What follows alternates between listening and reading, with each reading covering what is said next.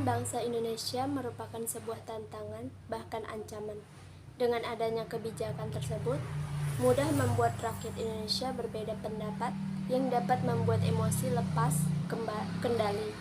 Mudah tumbuhnya perasaan kedaerahan yang sempit yang sewaktu-waktu dapat menjadi ledakan yang mengancam integrasi nasional atau persatuan dan kesatuan bangsa.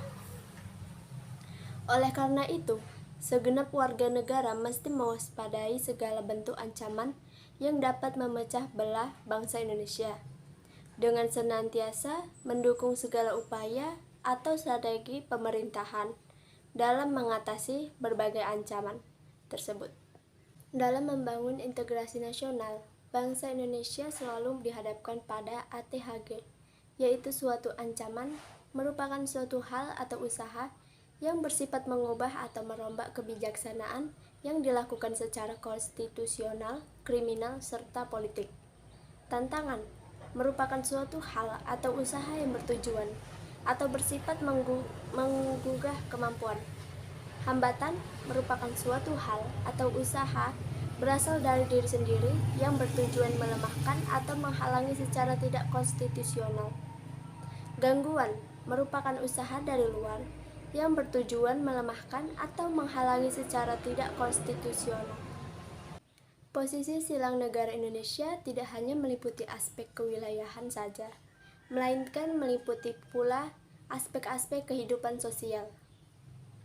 Posisi silang Indonesia merupakan sebuah potensi sekaligus ancaman bagi integrasi nasional bangsa Indonesia.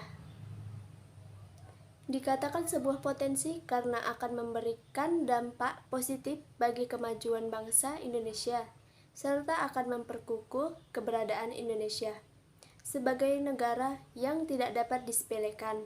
Perannya dalam menunjang kemajuan serta terciptanya perdamaian dunia.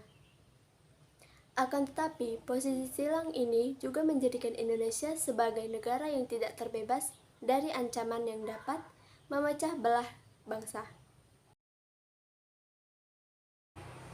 Ancaman bagi integrasi nasional tersebut datang dari luar maupun dari dalam negeri Indonesia sendiri, dalam berbagai dimensi kehidupan.